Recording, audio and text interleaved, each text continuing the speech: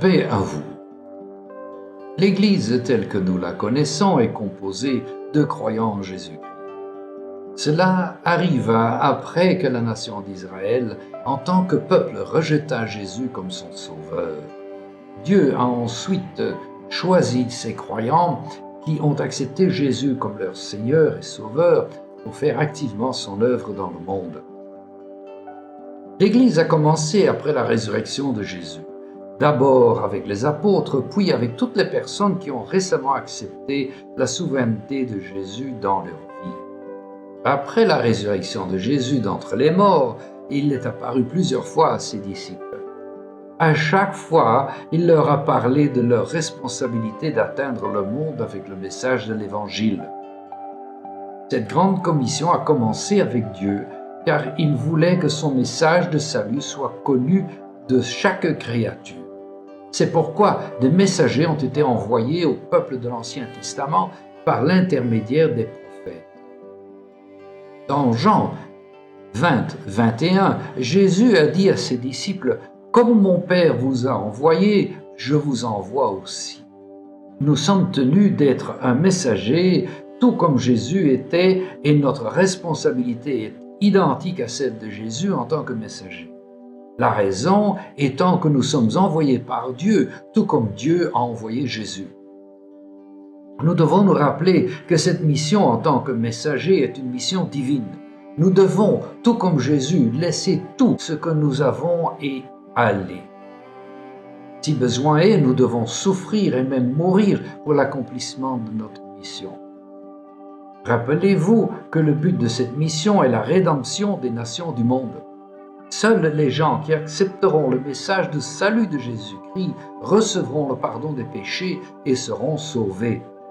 Dans la deuxième épître de Pierre, chapitre 3, verset 9, nous lisons « Le Seigneur ne tarde pas pour ce qui concerne la promesse, comme quelques-uns estiment qu'il y a du retardement, mais il est patient envers vous, ne voulant pas qu'aucun périsse, mais que tous viennent à la repentance. » Nous lisons à travers de ce verset que Dieu n'a aucun désir que quiconque périsse, mais il ne fait aucun doute que le désir de Dieu est que tout le monde soit sauvé. Car quiconque invoquera le nom du Seigneur sera sauvé. Nous voyons ici les mots « quiconque invoquera le nom du Seigneur ».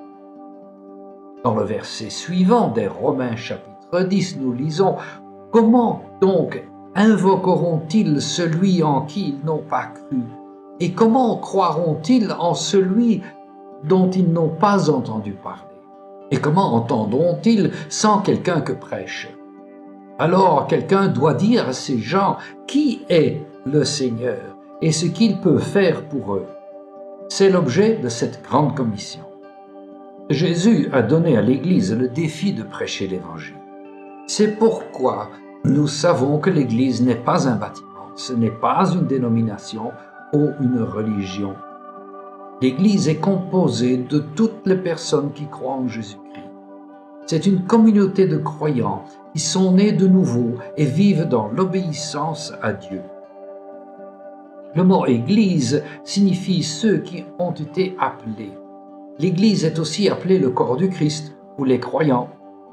Le mot « croyant » a été utilisé de manière très large, mais la vraie définition n'inclut que ceux qui sont nés de nouveau par Jésus-Christ et qui vivent dans l'obéissance à Dieu. Dans le but de répandre la bonne nouvelle de l'Évangile, les groupes de croyants se sont organisés en communautés locales, qui sont les églises locales. Bien que le but principal de l'Église soit de répandre l'Évangile à travers le monde, plusieurs de ses fonctions importantes incluent l'adoration, la communion fraternelle et le ministère pour les besoins humains. Comme il l'a fait à l'époque de l'Église primitive, Satan essaie toujours d'empêcher la propagation de l'Évangile par la persécution, l'erreur doctrinale et le péché. L'Église doit être très consciente de son objectif principal. Nous savons que le besoin humain est très grand et que les bonnes œuvres doivent être faites pour aider les pauvres. Nous voyons un exemple de ce qui s'est passé dans l'Église primitive dans Actes chapitre 4. Les apôtres était si occupé à soulager les souffrances et à prendre soin des besoins du peuple que la parole de Dieu ou la prédication ont été négligées. La méthode que Dieu utilise pour répandre l'Évangile à travers le monde est la méthode de l'envoi. Il a d'abord envoyé son Fils, ce qui est confirmé dans le livre de Jean chapitre 3, versets 16 et 17. Car Dieu a tant aimé le monde qu'il a donné son Fils unique, afin que quiconque croit en lui ne périsse point, mais qu'il ait la vie éternelle. Dieu, en effet, n'a pas envoyé son Fils dans le monde pour qu'il juge le monde, mais pour que le monde soit sauvé par lui. Cette méthode d'envoi continue aujourd'hui. Nous devons suivre ce modèle, car nous sommes les ministres de la réconciliation. Il est bon de se rappeler que chaque église locale est entourée de multitudes de personnes sans Dieu et sans espérance. Ces communautés devraient être notre premier objectif. Jésus n'a pas laissé aux disciples une grande responsabilité sans leur donner de l'autorité. Il leur a dit qu'ils recevraient la puissance de l'Esprit Saint. Ces 11 hommes se sont vus confier la tâche impossible de diffuser le message dans le monde entier. Ils n'ont pas commencé par décider où ils allaient ou essayer de trouver l'argent pour le faire. Ils se sont simplement rendus dans une grande pièce et se sont consacrés à la prière. C'est dans cette pièce qu'une telle église est née dans une grande démonstration de puissance. C'est la puissance du Saint-Esprit qui est venue sur les hommes. C'était un pouvoir donné dans un but précis, le but d'atteindre les nations avec le message du salut, autrement appelé l'Évangile de Jésus.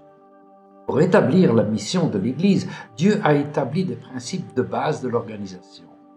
Les membres de l'Église sont liés les uns aux autres en tant que frères et sœurs spirituels. C'est pourquoi ils sont appelés le corps du Christ dont Jésus est la tête. L'Église doit travailler ensemble dans l'unité, tout comme un corps humain. Il doit fonctionner sous l'orientation de la direction du Seigneur Jésus-Christ. Dieu établit des dirigeants spéciaux dans l'Église qui incluent les apôtres, les prophètes, les évangélistes, les pasteurs et les enseignants. Dieu donne également à chaque croyant rempli d'esprit un don spirituel à utiliser pour le travail du ministère. Le livre des Actes dans le Nouveau Testament est l'histoire de la façon dont l'Église a commencé à accomplir la grande commission de répandre l'Évangile dans le monde. Des milliers de personnes ont été sauvées en quelques semaines seulement. Après un certain temps, le nombre de croyants à Jérusalem était très grand. Mais ils ont commencé à être persécutés, comme mentionné dans le livre de Actes chapitre 8. Or, en ce temps-là, il y eut une grande persécution contre l'assemblée qui était à Jérusalem, et tous furent dispersés dans les contrées de la Judée et de la Samarie, excepté les apôtres. Ceux donc qui avaient été dispersés allaient çà et là annonçant la parole. La première mission interculturelle enregistrée dans les Actes était lorsque Philippe est allé prêcher en Samarie. Plus tard, Dieu a suscité l'apôtre Paul pour être prédicateur des gentils en tant que missionnaire auprès des nations du monde. Dans Acte 10, nous trouvons l'histoire de la conversion d'un homme nommé Corneille. Dieu donna à Pierre une vision qui le rendit disposé à aller vers les nations païennes avec l'Évangile. Plus tard encore, le véritable programme de propagation de la bonne nouvelle aux extrémités du monde commence lorsque Paul et Barnabas sont appelés à la mission d'évangélisation interculturelle. Après la naissance de l'Église telle que mentionnée dans le livre des Actes, de nombreuses lettres ont été écrites à et par les membres de la première Église sous l'inspiration divine du Saint-Esprit. Elles contiennent de nombreux versets sur le plan de Dieu pour le monde dans le reste du Nouveau Testament. D'après l'étude du Nouveau Testament, nous voyons que par le baptême de l'eau, l'enseignement et la prédication, l'Église doit établir les croyants dans la doctrine, les principes et les pratiques de la vie chrétienne. L'Église doit leur apprendre à observer tout ce qui est commandé par la parole de Dieu. L'Église doit regrouper les croyants dans des fraternités locales fonctionnelles, capables d'accomplir leur mission dans le monde, qui doivent toutes recevoir la puissance du Saint-Esprit. Jésus a dit à ses disciples, « Faites disciples de toutes les nations. Allez dans tout le monde et prêchez l'Évangile à toute la création. » Et que la repentance et la rémission des péchés fussent prêchées en son nom dans toutes les nations, en commençant par Jérusalem. Et vous serez mes témoins à Jérusalem et dans toute la Judée et Samarie et jusqu'au bout de la terre. Sommes-nous réellement déjà allés dans le monde entier vers chaque créature? Il y a encore des millions de villages dans le monde où aucun missionnaire n'est encore allé. Ces gens là-bas n'ont jamais entendu le message du salut. Nous n'avons donc pas encore atteint le monde entier géographiquement. Il y a environ 5400 langues différentes parlées dans le monde aujourd'hui. Environ 3000 d'entre elles ont encore besoin de la Bible traduite dans leur propre langue. Ces personnes n'ont jamais eu l'occasion d'entendre le message de Dieu lu dans leur propre langue écrite. Aussi, nous n'avons pas encore atteint toute la population du monde. Nous devons nous rappeler que dans les grandes villes où existent de nombreuses églises, beaucoup de gens n'ont pas encore entendu parler de Jésus. Aujourd'hui, on pourrait dire que le monde entier est atteint, car il existe actuellement au sein de chaque nation une forme de témoignage de l'Évangile. Mais ce n'est pas la même chose que toute tribu et langue et peuple et nation, comme mentionné dans Apocalypse 5, verset 9. Le terme que Jésus a utilisé pour parler du monde était le mot signifiant des groupes ethniques ou des peuples. Un groupe de personnes est le plus grand groupe possible au sein duquel l'Évangile peut se répandre sans rencontrer de problèmes de compréhension et d'acceptation. Les groupes de personnes parlent une langue commune et ont une culture commune, et par conséquent les barrières linguistiques et culturelles qui rendent souvent difficile la présentation de l'Évangile sont mises en lumière. Pourquoi tant de gens ne sont-ils pas encore atteints par l'Évangile? Où sont les ouvriers? Beaucoup d'entre eux veulent travailler dans des grandes églises où ils ont des avantages matériels et un soutien financier adéquat. Certains ne veulent pas quitter leur foyer ou leur famille pour travailler dans des circonstances difficiles dans d'autres cultures. D'autres n'ont jamais compris la vision biblique du monde. Jésus a dit que la moisson était grande, mais que les ouvriers étaient peu nombreux.